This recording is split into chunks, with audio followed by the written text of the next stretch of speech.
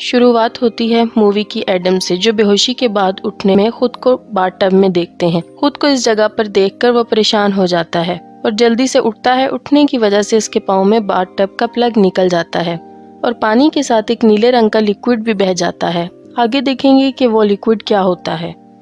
Lights on होती हैं तो इसे मालूम होता है कि इसके साथ डॉक्टर लॉरेंस भी थे और दोनों किसी पुराने और मैले बाथरूम में किसी जंजीर से बंधे हैं और दोनों के सामने एक खून भरी लाश पड़ी है, जिसके एक हाथ में रिवॉल्वर और दूसरे हाथ में टेप होता है। दोनों को कुछ याद नहीं कि वो यहाँ कैसे पहुँचे। बाद में दोनों को एक एक कैसेट मिलता है और इन्हें इसके अलावा एक छोटी बुलेट और चाबी भी मिलती है, जिससे दोनों अपनी चैन के लॉक को खोलने की कोशिश करते हैं, मगर वो नाकाम हो जाते हैं। वो किसी और चीज़ की चाबी होती है। एडम डॉक्टर लॉरेंस की मदद से इस टेप को लाश के पास से उठा लेता है और दोनों एक दूसरे की कैसेट को सुनते हैं। कैसेट में इन्हें किसी आदमी की डिस्टॉर्टेड वॉइस सुनाई देती है, जो एडम को बताता है कि इसने काफ़ी लोगों की लाइफ को बर्बाद किया है, इन्हें सीक्रेटली रिकॉर्ड करके, और आज वो इसे एक मौका देता है अपनी लाइफ को सुधारने का। या तो वो भूख और प्यास की वजह से मर सकता है या हिम्मत करके यहाँ से निकल सकता है। वहीं सेम वॉइस डॉक्टर लॉरेंस को बताता है कि इसने अपनी लाइफ की अहमियत को कभी नहीं समझा।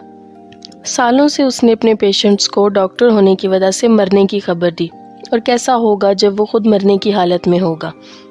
अगर वो अपनी बीवी और बच्ची को जिंदा देखना चाहता है तो इसे एडम को 6 बजे से पहले मारना होगा। अपने टास्क को कंप्लीट करने के लिए रूम में हर तरफ क्लू छपे हैं और इसे वो ढूंढना है। डॉक्टर लॉरेंस क्लू को समझने के लिए कैसेट फिर से चलाता है, जहां इसे सुनाई देता है फॉलो योर हार्ट, जो कि दूसरा क्लू होता है। इस क्लू के मुताबिक इसे हार्ट का निशान टॉयलेट टैंक पर नजर आता है। एडम को इस टॉयलेट टैंक में से लोहे को काटने वाली 2 आरियां और डॉक्टर लॉरेंस से खींचे हुए फोटोग्राफ्स मिलते हैं, और वो इन फोटोग्राफ्स के बारे में डॉक्टर को नहीं बताता। दोनों आरी की मदद से अपनी जंजीर को काटने की कोशिश करते हैं, मगर वो नहीं करता। गुस्से में एडम इस आरी को फेंक देता है, जिससे इसकी आरी और नज़दीक वाली दीवार का शीशा टूट जाता है। वहाँ डॉक्टर लॉरेंस भी कोशिश करता है जंजीर को काटने की, मगर वो नहीं काट पाता।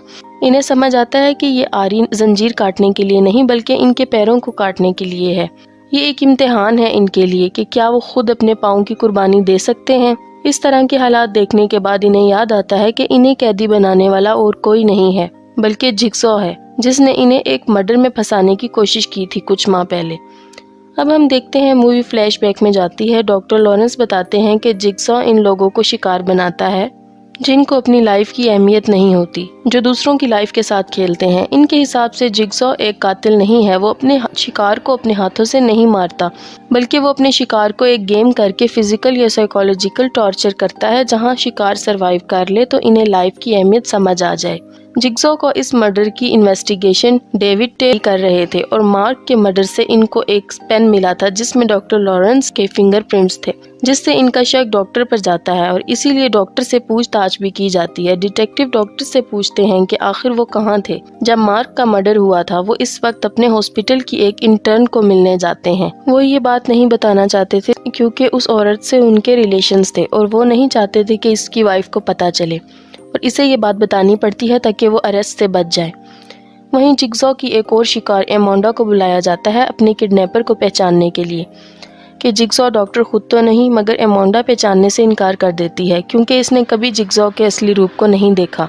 एमोंडा हीरोइन का नशा करती है और लाख कोशिश के बावजूद वो नशा नहीं छोड़ पाती, इसलिए जिगसॉ इसे भी अपना शिकार बनाता है। वो सिर्फ पहली औरत होती है जो जिगसॉ के इम्तिहान में पास हो जाती है। मौत को इतने करीब से देखने के बाद इसे लगता है कि जिगसॉ ने इसकी मदद की है अपनी लाइफ को सुधारने के लिए। वो ड्रग्स छोड़ देती है और इसीलिए इसके दिल में जिगसॉ के लिए हमदर्दी आ जाती है। मूवी की कहानी फिर से एडम और डॉक्टर की तरफ जाती है, जहां इन्हें समझ आती है। इन्हें लगता है कि इन दीवार के ऊपर लगे हुए गिलास के पीछे से इनको कोई देख रहा है। कुछ देर के बाद बातों बातों में डॉक्टर लॉरेंस वॉलेट में से रखे हुए फैमिली का फोटो निकालते हैं और एडम को दिखाते हैं। एडम को डॉक्टर के वॉलेट में इसकी फैमिली का किडनैपिंग फोटो भी मिलता है। वो इसे छुपा कर रखता है ताकि इसे सदमा न लगे। इसके अलावा एडम को उसी फोटो के पीछे एक हिंट भी मिलता है, जिसकी मदद से एडम क्लू के एक्स को ढूंढ लेता है। एक्स के मार्क से इन्हें एक रेड कलर का छोटा सा बॉक्स भी मिलता है, जिसमें एक सिगरेट लाइटर, एक फ़ोन के अलावा डॉक्टर के लिए एक नोट भी होता है, जिसे वो समझता है कि सामने पड़ी लाश का ब्लड पॉइजनस है। अगर वो चाहे तो सिगरेट को इस ब्लड से मिलाकर एडम को देकर इसे मार सकता है। मगर वो ऐसा नहीं करता और वो सिगरेट की वजह से एडम को मरने का ड्रामा करने को कहता है। मगर जिग्सॉ को पता चल जाता है और इनका प्लान फेल हो जाता है। वहीं डॉक्टर को उसी फ़ोन पर कॉल आता है जिससे उसे पता चलता है कि उसकी फैमिली को किडनैप करके रखा है। इसके पास कुछ ही वक्त है अपने टास्क को पूरा करने के लिए, यानी कि एडम को ख़त्म करने के लिए। इसके अलावा इसे कॉल पर पता चलता है कि एडम डॉक्टर को पहले से ही जानता है। एडम फोटोग्राफ्स को दिखाते हुए डॉक्टर को बताता है कि इस पर नजर रखने के लिए डिटेक्टिव टैब ने इसे पैसे दिए थे। दूसरों पर नजर रखकर इनकी सीक्रेट फोटो लेना ही इसका प्रोफेशन है। इनमें से एक फोटोग्राफ को ध्यान से देखने के बाद डॉक्टर को इनके हॉस्पिटल का एम्प्लॉय इनकी विंडो में दिखाई देता है। डॉक्टर को अब कंफर्म हो जाता है कि वही जिग्सॉ है जिसने इसकी बीवी और बेटी को किडनैप किया है, जो इस पूरे ऑपरेशन का मास्टरमाइंड है और जो उसी के घर से कैमरे की मदद से इन पर नजर रखे हुए है। और जब तक डॉक्टर को ये रियलाइज हो, घड़ी में 6 बज चुके थे। रूल के हिसाब से डॉक्टर ने अभी भी एडम को नहीं मारा था, इसीलिए ज़ेप डॉक्टर को कॉल करके बताता है कि अब उसकी फैमिली नहीं बचेगी और ये सब उसकी गलती है। फ़ोन पर गन की आवाज़ सुनकर डॉक्टर पागल हो जाता है।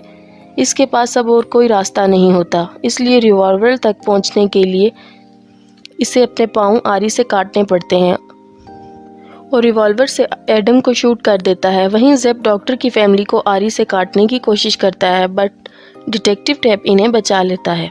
ज़ेप वहां से किसी तरह भाग जाता है, मगर डिटेक्टिव इसका पीछा करते हुए इसी जगह पहुंचता है जहां एडम और डॉक्टर कैद हैं। डिटेक्टिव टैब ज़ेप को अरेस्ट करने की कोशिश करता है, पर फाइट में खुद ही मारा जाता है। डॉक्टर ने वक्त से पहले एडम को नहीं मारा था, इसलिए इट्स द रूल कहकर ज़ेप डॉक्टर को शूट करने ही वाला होता है कि एडम गन शूट के जख्म से रिकवर होकर ज़ेप पर अटैक करता है और इसे टॉयलेट के टैंक के ढक्कन से मार देता है। दोनों अब जख्मी हालत में हैं। डॉक्टर डिसाइड करता है मदद के लिए और एडम को छोड़कर घसीटते हुए किसी तरह निकल पड़ता है। एडम ज़ेप की लाश से जंजीर की चाबी ढूंढने की कोशिश करता है और इसे भी इसकी पॉकेट से एक टेप मिलता है। ये देखकर वो एकदम हैरान रह जाता है। टेप को सुनने के बाद इसे पता चलता है कि ज़ेप भी जिग्सॉ की गेम का शिकार था। जिग्सॉ ने इसके जिस्म में पॉइजन डाला था, जिसके एंटीडोज को पाने के लिए उसे डॉक्टर की फैमिली को ख़त्म करने का कहा गया था। जैसे ही टेप एंड होता है, रूम में पड़ी लाश अचानक उठ जाती है, जिसे देखकर एडम के होश उड़ जाते हैं। वो लाश किसी और की नहीं बल्कि जिग्सॉ की थी, जिसका असली नाम जॉन क्रैमर है, जो एक लाश बनकर पूरे ऑपरेशन को मॉनिटर कर रहा था। मूवी के फ्लैशबैक में दिखाते हैं कि जिग्सॉ और कोई नहीं, वही कैंसर पेशेंट है जो डॉक्टर लॉरेंस से ट्रीटमेंट ले रहा था। वो अपनी कमज़ोर आवाज़ में एडम को बताता है कि इसकी जंजीर की चाबी हमेशा से इस बाथटब में थी। जो एडम को रियलाइज़ होता है कि शुरू में जो नीले रंग की चीज़ पानी में बह गई थी वो इसकी आज़ादी की चाबी थी।